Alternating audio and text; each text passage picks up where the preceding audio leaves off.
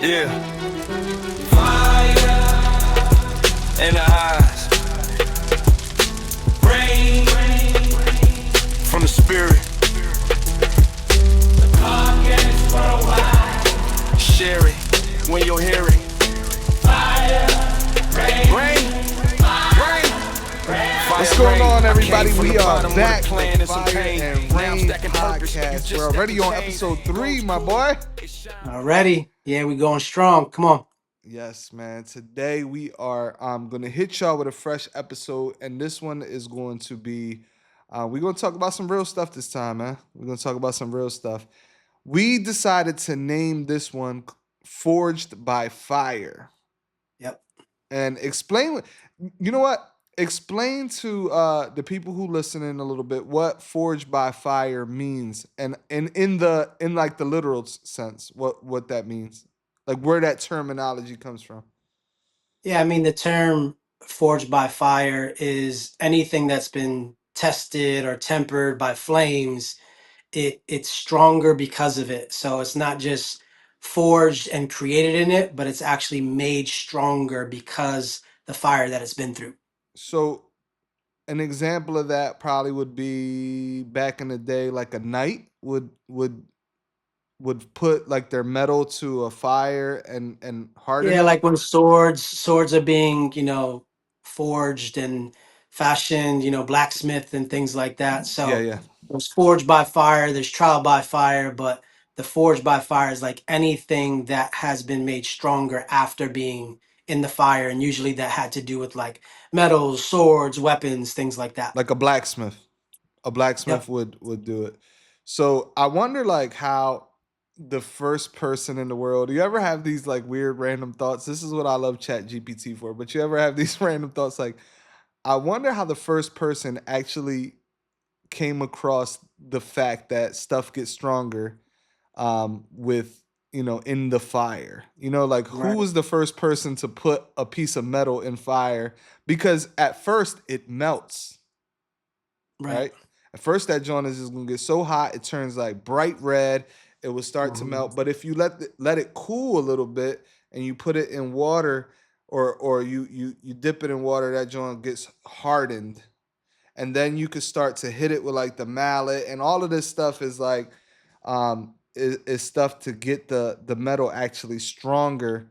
Stuff that a blacksmith would do, and similarly, in our walk sometimes we go through situations where we feel like we're in the fire, bro. Right.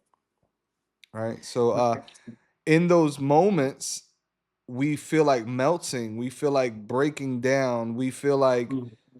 um like everything around us is code red, right? And we've had some moments like that as friends. And I Mhm. specifically want to talk about this one moment that we had on my end where um I just started walking with the Lord, and I think I was early in my walk, and you kind of were early in your walk too. So we were both kind of like on fire for God at the time, and it was in Still, those still are. right, but it was like that. It was that That new fresh. salvation. It was that new salvation fire. Yeah, that fresh fire. Yeah, that fresh fire. And I thought everything was going cool, man. Like Mm. I was moving. I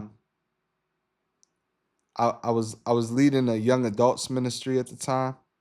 Mhm. Um, Everything seemed to be all right. I just found out that Becky was pregnant with Jonah. Mm. So I remember driving to Philadelphia, and I knocked on my mom's door, my mom and dad's house on Cotman Avenue, and I saw my mom there, and she was doing laundry. So I'm like, "Yo, mom, like, what's up?" And we told her, we broke the news to her that Becky's pregnant, and I can remember her being like happy, but the weird thing is she wasn't like over the top happy like she usually used to be, right? She used to be like, Right. ah, and this time around she was just kind of like, oh, that's what's up, man. I'm proud of you, whatever. So Yeah, I not was her like, usual yeah, energetic yeah, yeah. self. So I was like, "You cool, mom? Like, you all right?" She's like, I just got like a little like pain in my ear," and she kept on like tugging her ear, like she had like a little ear ache. Mm. So I we told her we chilled for a little bit. She was folding laundry, and then I left. So the next day was a Sunday. That was a Saturday. The next day was a Sunday, and um, we went to church. She went to church, Bethel Temple. I believe that she had a meeting with. She was in the daycare, right? She was in daycare ministry, so she watched the kids and stuff, and she had a meeting with the people from daycare.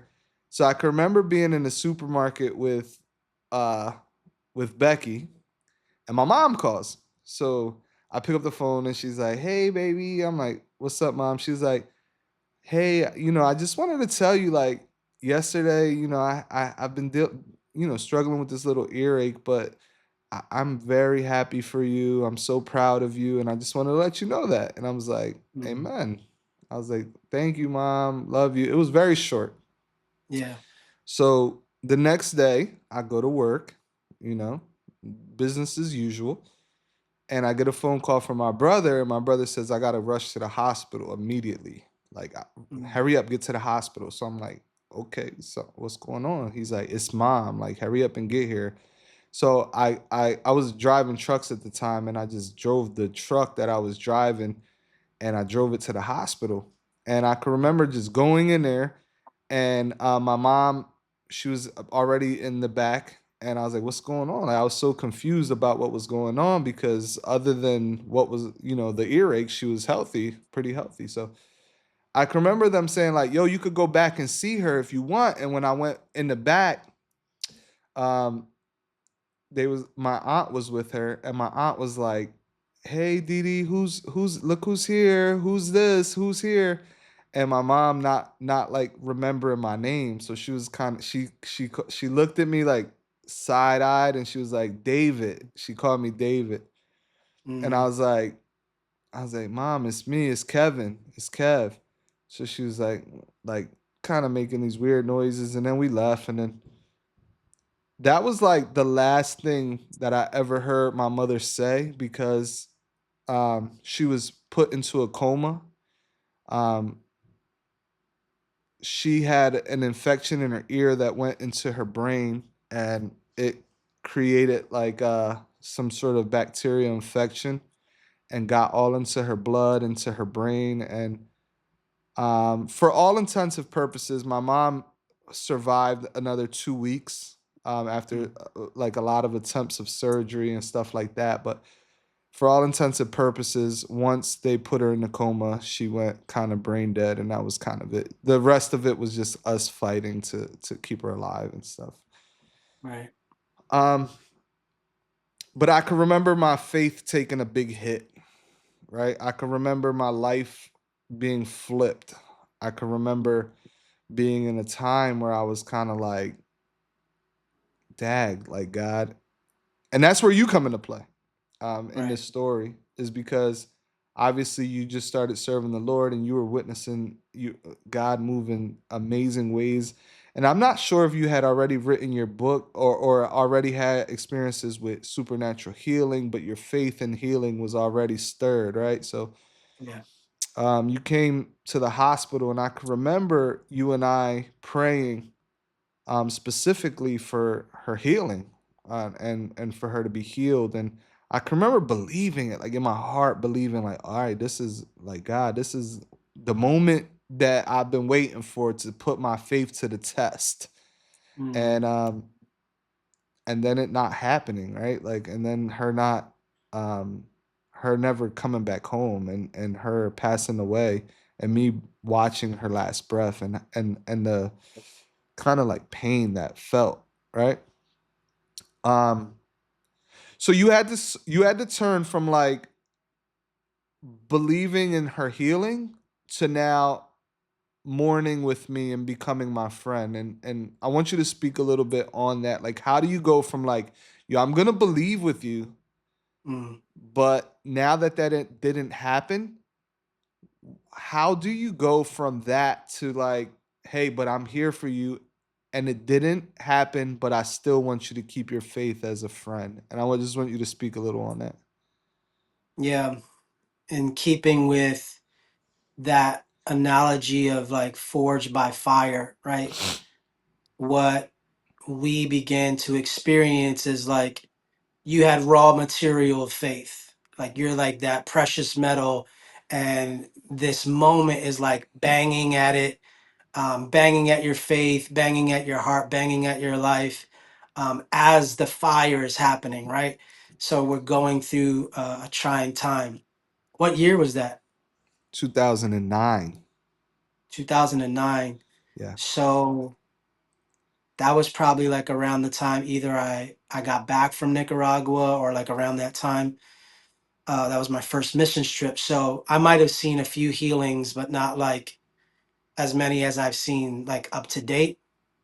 So the same with you is like my faith was fresh. It was on Yeah. fire. You had fire, I had fire. We brought that together in this moment of pain. Like your mom was like a mom to me. Mm. Like she was nicer to me back then than sometimes my mom was to me. But she was like a second mom. So there was a lot of love there. So I remember you calling me and inviting me to the hospital. And we actually were like in the hallway with a group Yeah. of family members praying like a circle and believing and trusting God. And we even got to go in the hospital, the room, and you laid hands, I laid hands, we both prayed for her. And from being like on fire and faith to, like you said, then switching to now allowing that fire not to melt us but to merge us Yeah. like in our relationship, that I had to be with you, and I got to, and it was an honor to be like a true friend in the place of mourning and Mhm. suffering. You know, we talk about friendships, and many friendships don't last because many don't come together when there's fire, Right. whether that's fire in between us, fire against us, fire in the individual's life, kind of like Job. Like you went through something and I could be there with you, Right. and I could grieve with you, cry with you, hear you when you're like struggling with the reality of that. Yeah. Losing someone you love is not an easy moment, Mm. and it definitely does like do something to faith. um, but I think in being there, not only was our relationship with each other stronger, Mm. but for me, I don't know, for you, my relationship with God was stronger, Yeah. because I was able to not just be a part of the miraculous moment, but also the grieving moments, the sad moments, the suffering Yeah. moments. and and I can appreciate and I cherish more someone who could be with me in both than Mm. someone who's only going to be around when it's good. Yeah. I wanted to Mhm. say something as you were saying that. I just wanted to be vulnerable. I don't even think I've ever said this to you, but I wanted to speak on somebody who might be going through the same. I want to bring this up because I think it could help somebody who could be experiencing something similar, right? Is that sometimes as Christians, when we're going through something, we feel like weak or less of when we are vulnerable or like confused or feeling like our faith is like took a hit, right? We feel Mm, like less of a Christian. Like what do you feel when you're believing for God to heal something so close to you and it doesn't happen? You feel like so immediately you kind of go into this like default like fake mode, right? right, Like kind of like, oh, I'm good. I know I believe my mom is in a better place, which my mom loved Jesus and she was like an example of Jesus in my life. So I do right. think I absolutely believe that my mom is in a better place. But you know, sometimes people go through this default mode. And I think that if I could be honest, I dealt with that with you as my friend because I wanted to be strong in my faith. Does that Mm, make sense? I yeah. didn't want to show you that I was having trouble believing. I didn't Mm, want to show you that I was having trouble like in my faith at that moment because I'm like I look up to you as my bro, as my boy, and I'm like, yo, like this is hard for me now because like I totally believe that she was gonna be cool. yeah. And I think that the thing that you did for me at that moment that I never even told you or never even thanked you for was for the first time you communicated and showed an action like, yo, it's okay. It's okay to be Mm, messed up. Yo, it's okay to keep it a beat. It's okay to cry right now with me, bro. Like, yo, this is messed up. And I could mhm. understand why you're feeling the way you feel. And I never expressed it to you, but you immediately like gave me that John, like, I don't even know what you're feeling like right now, but feel that way. Whatever you feel that way. Right. Um Feel it. yeah, because and it sometimes being in a leadership position, sometimes being in ministry, you put those masks on, man. And you Right. need a friend that you're able to be like, yo, this sucks. This Mm. sucks. And can you speak on that a little bit? Yeah, I was thinking about that when you're saying it. I think sometimes we do fake it because we believe that faith doesn't feel fire. Mm, Like it doesn't feel it. It's just like immune, impervious to it. And I was reminded of like the shield of faith. mm, Hold up the shield of faith and it's going to extinguish every fiery dart, but it doesn't mean you don't feel it. right. And I think what we've kind of like jumbled up for ourselves in the faith is that when hard moments happen, if I feel the pain, then in some way I don't have enough faith. Mm, Faith should protect me from pain, or maybe interpreting pain differently. And I think that's might be a different conversation, but faith is feeling it. Faith can face the facts of things that happen and not sugarcoat it, but face it head on. mm, And so, like you said, in that moment, I don't remember like all the details of our conversation, but I kind of learned, and I'm still learning that like it doesn't mean I have less faith when I'm feeling pain, expressing pain, grieving, lamenting, like all of that is by faith. mm, Like I'm having faith that God hears me. I'm having faith that God cares about the pain I'm in. I'm having faith that He's gonna listen to my complaints or my my questions. That's faith. Like that yeah. he's in it with me. And so being able to be there with you in it to me is not just faith, but faithfulness. Faithful are the wounds of a friend. Mm, Faithful are those who are like with us in adversity. And so I think for me, it's like learning how to sow that, learning how to walk in that is what's healthy for all of us. Because, man, like, think about it. If you're faking it yeah, yeah. and I'm faking it, what's really being forged in that fire? Mm, Like, what's being created? Like, nothing really substantial. Everything that passed through fire is going to burn. And so, like the Bible says, it says everything's going to pass through fire: hay, stubble, wood, rocks, gold, and only the things of God are going to remain. And so, I think that's a testament to our friendship is like yeah, our friendship still remains because it's been through fire. yeah, And many people don't have friendships, relationships, all of that because they haven't let it pass through fire. They faked it in the fire instead of letting it forge something beautiful and stronger. yeah, for sure. I mean, I think you and I both like when I grew up with you. I didn't see I could probably say like there was times where you would like do and I'm not even exaggerating for those who don't know is like you would do like a backflip off a balcony and like land on something crazy and be like like and be hurt but I never seen you cry, bro. Like Mm, cry. Like I never seen you like emotional about mm. something. Like I seen you mad enough where you were like punching a tree till your hands bled, right? And I was like, yo, he's mad as heck, right? And I can remember being like, yo, you cool? Like that was like my relationship. Like, yo, you all right, bro? Yeah, yeah. Like you cool. But cry? No. Mm. I never seen you get so upset that you cried. And I think that like was that a fake thing? No, I just don't know if you had those like maybe that you had anger. I don't know. You just didn't have those type of emotions. Yeah, I was thinking about this.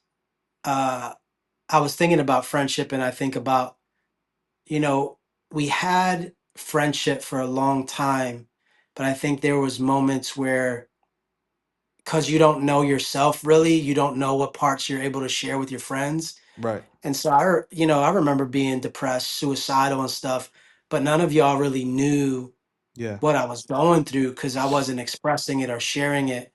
I think what we've learned through the years and in Christ is like me being vulnerable with you doesn't make me weak.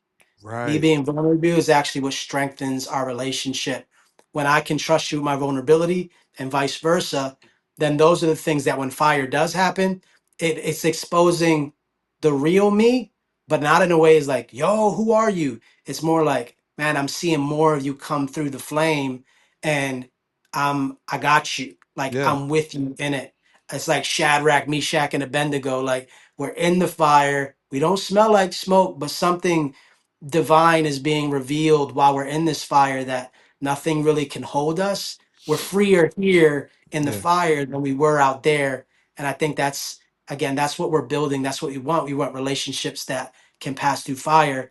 Um, but not many people want to Yeah. jump in when it's I'm really like on fire. yeah, I mean for the most part, I think most of our relationship was based off of humor and funniness, like our Yeah, interactions. Because like music. you, Yeah. yeah, like what you said is true. You were dealing with some like personal stuff, and we never even knew that because when we would get together, it was all laughs, it was all masking, it was all faking that funk, right?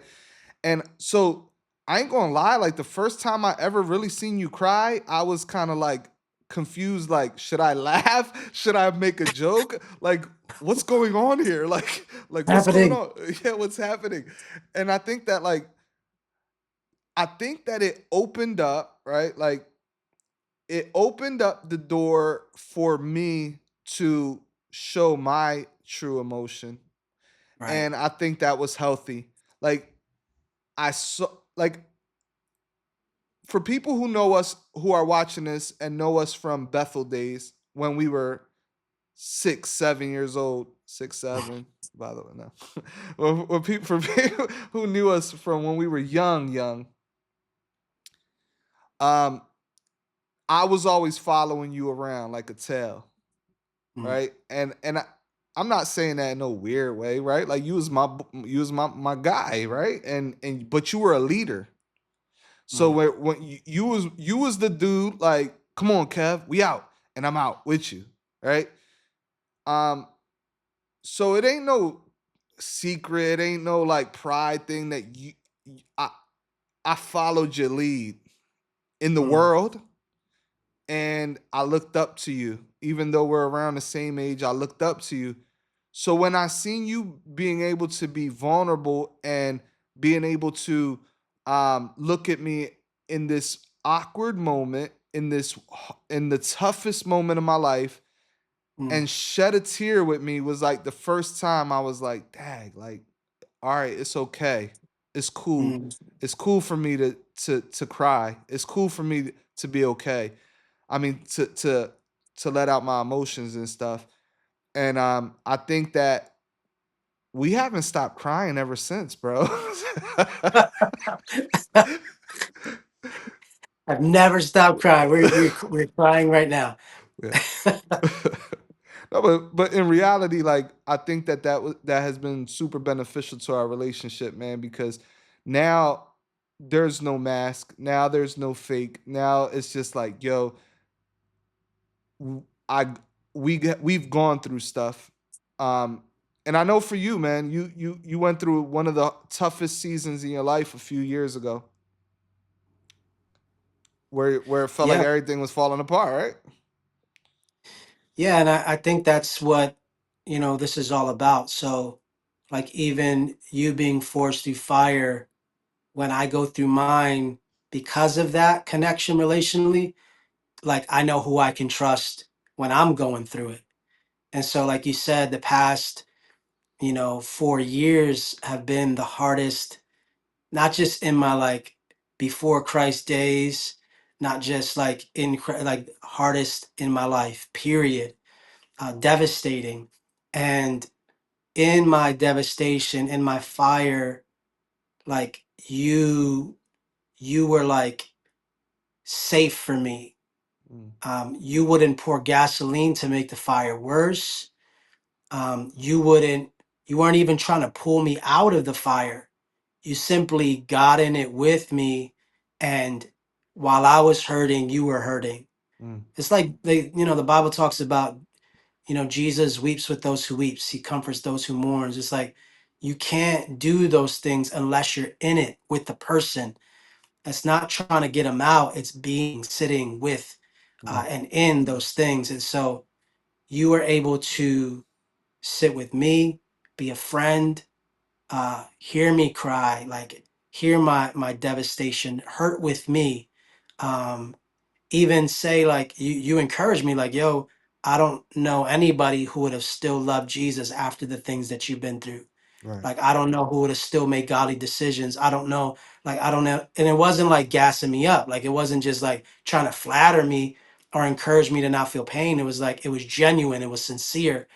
Mm, Um, and it wasn't something I asked for, but it was medicine to my soul because I didn't even know what type of encouragement I would have needed because I mm, had never been in that pain before. It was foreign territory to me.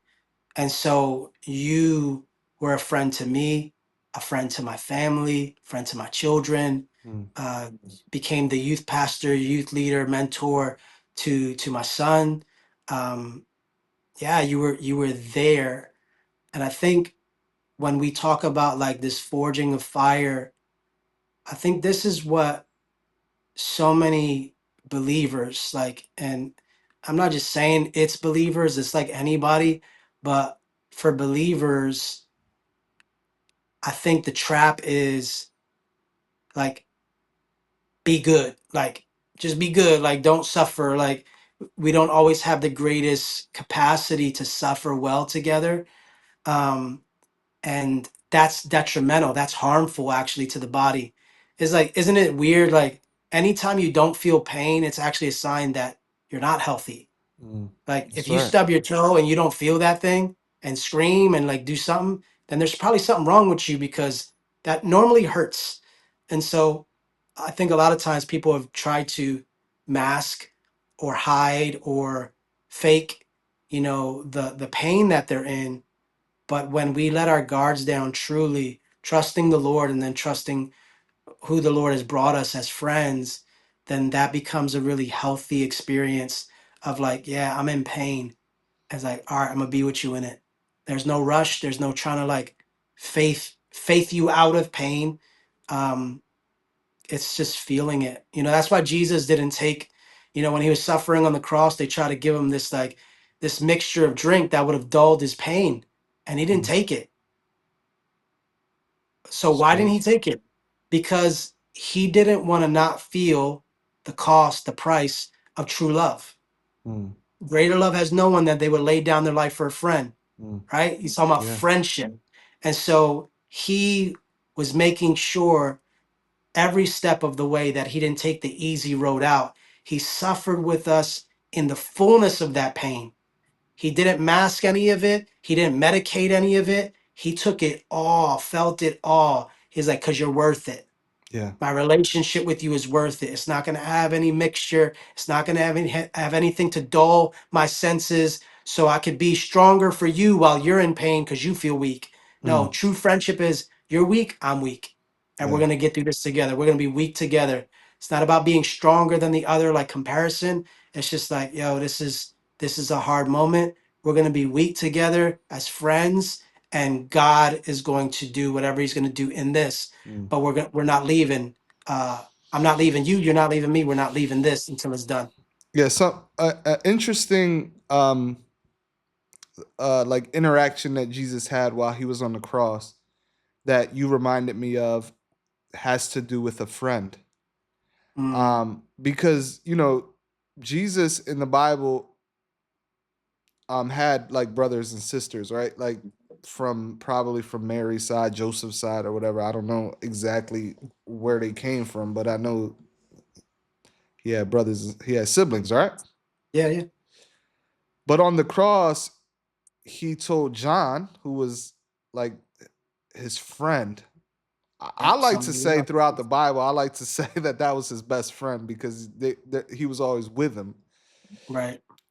Um, he said today, like, yo, take care of my mom, Hmm. and bro, like, I can imagine Jesus on the cross, like me. I can imagine him being like, yo, bro, do me a favor, make sure my mom is good, and mom, Yep. make sure my boy is good too. Like, he Hmm. ain't tell his brother that. He ain't tell Joseph that. It wasn't no like there's no record of him. He told his friend that, bro.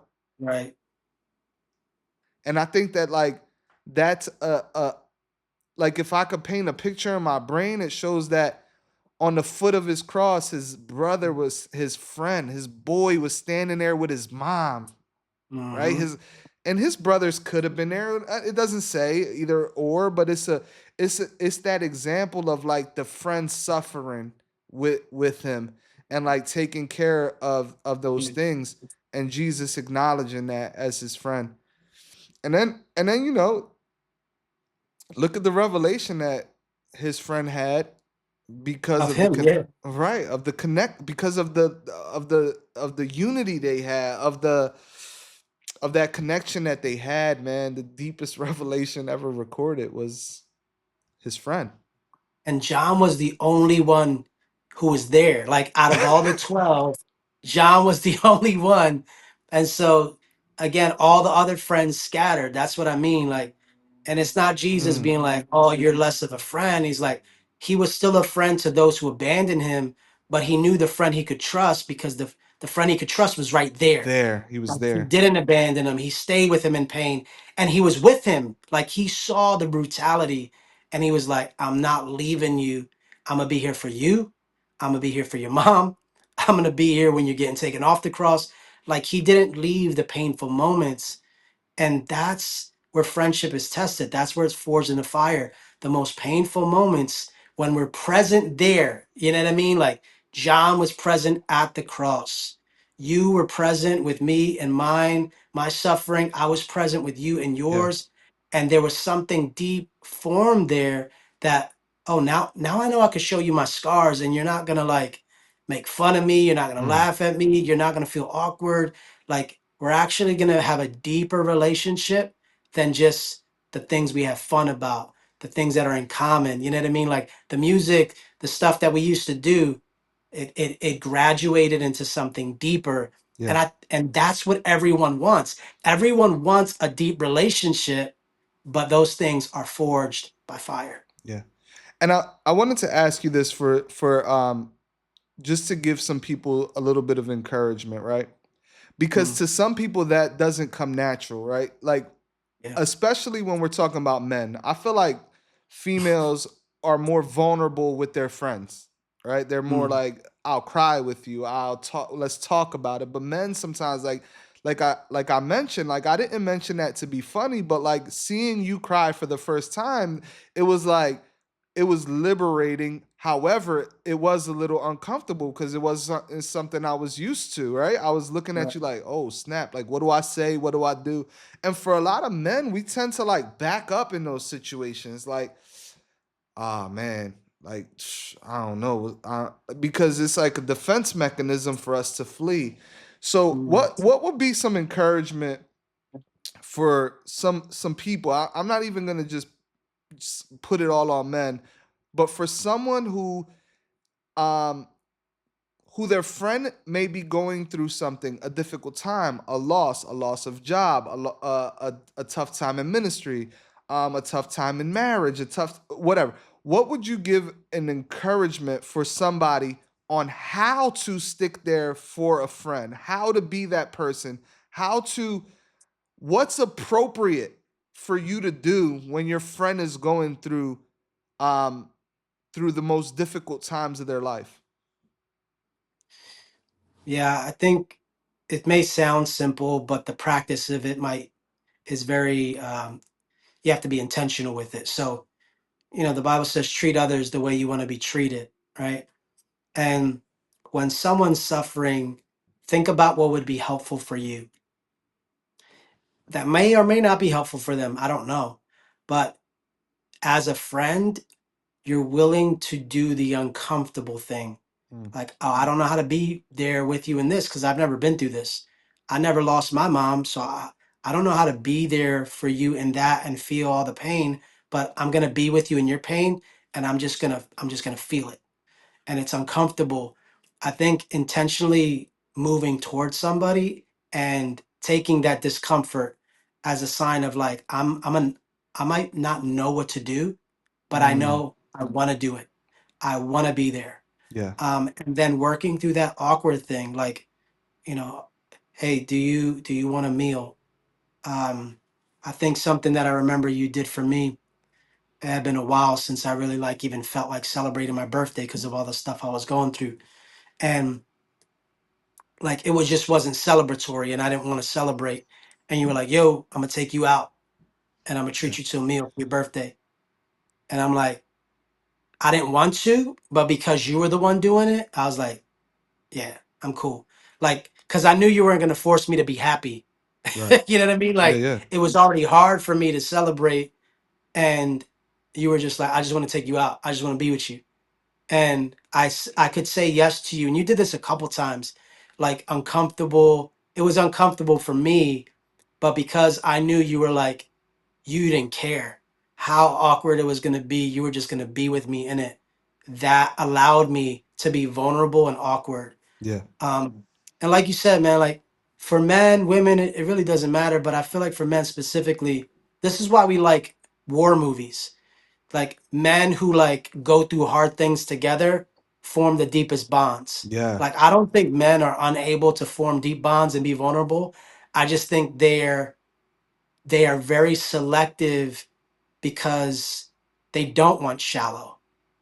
Like they want to like know somebody's gonna fight and die, and like they want to see somebody when they're hurt. Like they want to see it all to be like, yeah, you took a bullet, you did mm, that. Like they want someone they could sharpen themselves with, someone they could admire. So like you yeah, said, you saw things in me that you could admire, and so whether it's male or female, no one wants shallow relationships. right. And the way to get to the depth of that, especially when someone's in pain, is going through the muck, the mire, the hellfire, the bullets whizzing by, the sad nights, the tears, the snot, all of it, being with them in it and feeling awkward. Like Yeah, they're in pain. The least you could do is feel awkward. for And I sure. think I think when there's that mutual measure of like you're suffering, I'm uncomfortable, but I gotta be there with you in it. I'm not gonna let you be alone in it. That's really the heart of a good friend. Yeah, I I'm was not gonna let you suffer alone. just to kind of piggyback off you, I was gonna say that like it's okay to not have all the right answers too, right? Like it's Right. okay to be like, bro, like I'm sorry and I don't know what to say, but like because I think sometimes people do try too hard to do the right things. And like something that I respected from you when my mom died is you looking at me kind of confused as confused as I was and being like, Mhm. I'm sorry. I don't I don't even know what to say. Like, Yeah. what do you do? Like, I'm just gonna be sad with you then, right? Because Right. like we got the joy of the. Let's be real. We got the joy of the Lord, but sometimes I need you to be sad with me because I don't got the words, and I don't need you to have the words neither. I need you to be wordless with me. You know what I'm saying? Right.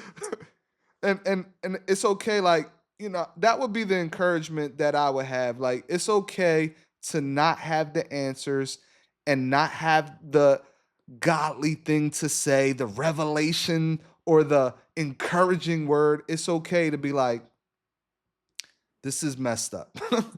Right. And as messed up as it is for you, because you're my friend, it's messed up for me. And I Mhm. don't know how we're gonna get through this, but we're gonna pull through it somehow. And Right. it's just gonna be awkward. Right. Right. Right. And that's faith too. Like I think we think faith is like this finished product or something polished, Right. and faith is gritty, is grimy, is hard, is like it's literally faith is forged in the fire too. Like Yeah. it's awkward, man. It's awkward stepping off of a boat into a storm and then sinking. Like Mm.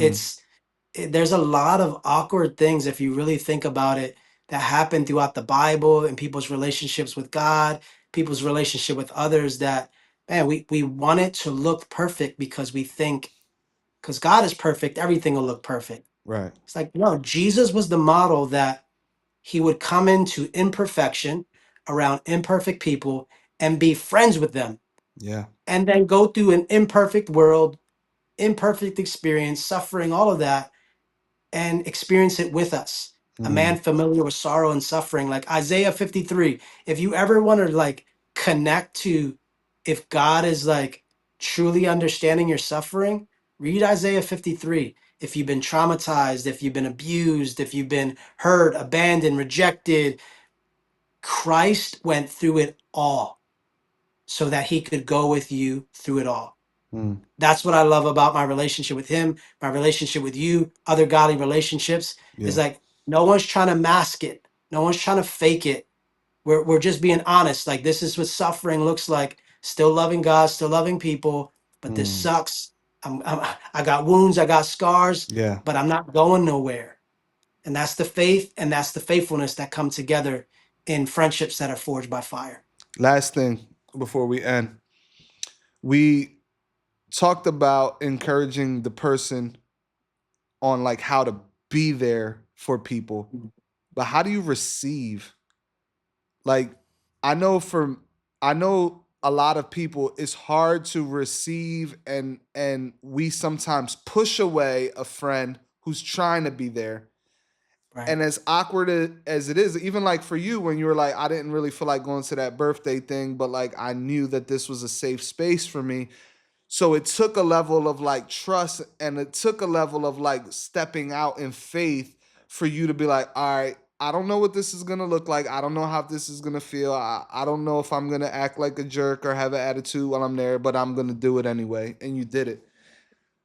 Is give advice to somebody who might be going through something and may have Mhm. people trying to impart or trying to empower them but they just don't feel like it. But how do you receive in those moments? Yeah, something that was helpful for me is knowing that my pain wasn't permanent Mm. and what I would do with my pain was important. So, what I mean by that, like you're asking with friends and people who are trying to give you love and you kind of want to like push it away because there's too much pain. That's what kids do. Like, when kids are little, you look at it, they get a splinter and you're trying to touch it or take it out or even look at it and they're like, don't touch it, don't touch it. And like they freak out. Yeah. That's how it is for us. Like when we're in pain, we tend to be the most immature version of who we are Mm. because of fear, because of shame, because of whatever we're feeling, and that's not condemning. That's just letting you know, like, man, this is Right. hard for me. So there were many moments where it's like, nah, I don't want to. I don't want to get up. I don't want to be near people. I don't want people talking to me. I don't want to pick up the phone. When I felt that, right, that was me. That was me being afraid. That was me being scared.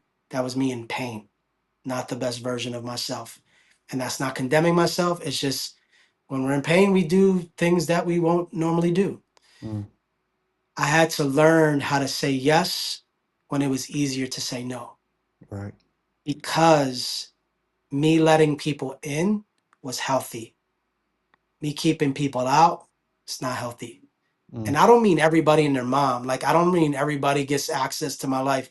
I had to learn how to let safe people in to touch the wounds, to like see my stuff, like a doctor, like a surgeon. Like you want to have people who are delicate and careful with your pain, not those who are aggressive and forceful.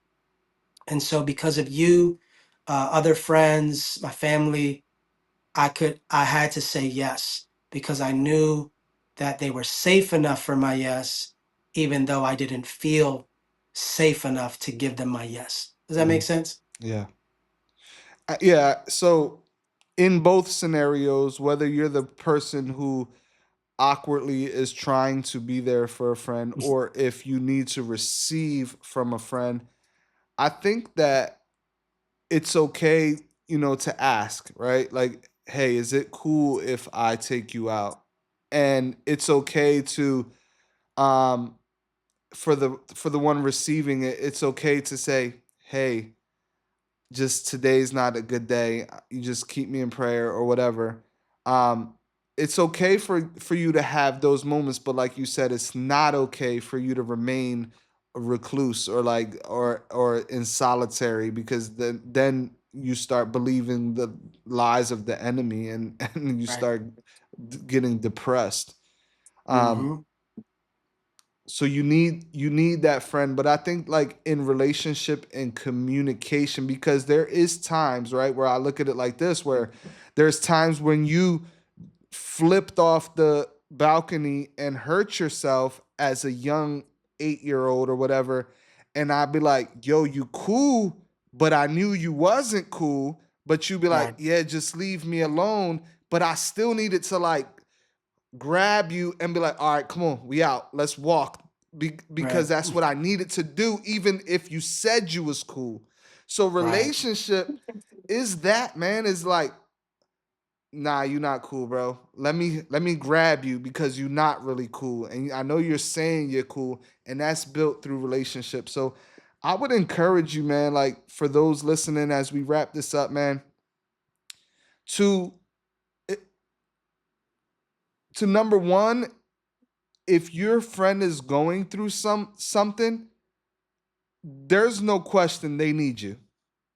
Right. Never feel like they just like, oh, he's cool or he'll get through this or I'm gonna give him his space. In moments you could give them their space, but never but make sure you're there. And to Right. receive, I would just say allow for people who you love to be by your side. Allow for Mm-hmm. it.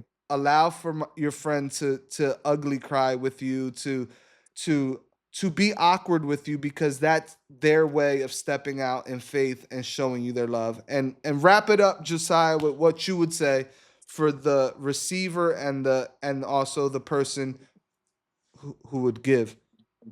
Yeah, I like what you said. I would say for the person who is being the friend, right? Being the friend to someone who is in pain. Um, don't give them space, provide them safety. Right. When anybody's injured, like for real, you don't give them space. You provide a safe place.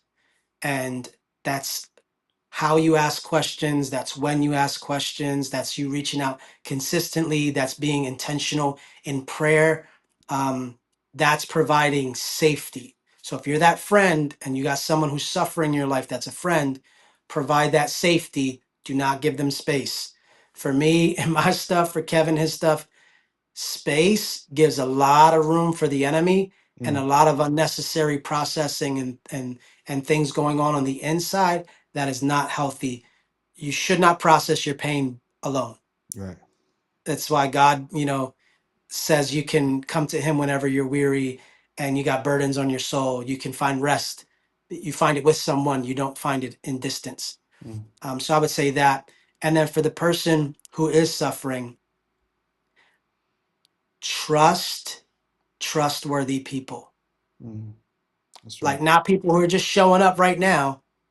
Trust trustworthy people, those who've been in it, those who truly pray for you, care about you, ask you the questions, those who like were checking you and keeping you accountable when you were doing dumb stuff. Check those people who are trustworthy, like trust them. Like when they're asking, when they're reaching out, when they're like inviting you stuff, be like, I don't want to, but trustworthy people. You're safe with them. So where one is providing a safe place, the other is trusting those people who are a safe place, so that again, the relationship going through fire is forged. Even if it's melting, it's staying together. Even if it's getting banged on, staying together, becoming stronger. That's what I would say for both the friend and the one who is needing that friend. I think that's really healthy and will strengthen the relationship. Amen. Close us out in prayer, man. Yep. Well, Father, this was deep, God, and vulnerable, and I thank you for the friendship that you've allowed me and Kevin to share. But Lord, we're ultimately praying for those who have a deep need for that type of friend. First of all, Jesus, you are the best friend that we can have. And so I pray that they would find friendship with you, someone who is both safe and trustworthy forever. There's never been a moment where you weren't completely safe and completely trustworthy. And Lord, in that, I pray that you would provide people who are like you, who carry your heart to be a safe place and to be a trustworthy friend. I pray that, God, those who have gone through deep losses, like Kevin mentioned with his mother, I pray, God, for those who have had deep traumatic losses, those hits to their faith, I pray that they would be strengthened by your nearness, by your comfort, by your touch in those areas of pain. And I pray, God, for those who are suffering right now, who are going through something very fresh, and their faith is fragile or being hit. Lord, I pray that you would be a shield for them, and that you would provide those who could be shields for them and sit with them and be with them in their moment of pain and mourning and grief. So Lord, heal us, strengthen us, be with us. We love you so much, Jesus. And it's in your name we pray. Amen. Amen. Just want to remind you guys to follow us on social media. We're on Instagram at Fire and Rain and the number 1. So that's Fire and Rain 1. We're on YouTube at Fire and Rain. And also, please like and subscribe to our station. Share it. If this is blessing to you, share it. We're gonna have some more episodes to come. Yo, we have a real. I'm really excited about our next series. Yeah, man. Don't forget to like, subscribe. Yo, do me a favor. We practiced this only one time. Let's give each other a high five.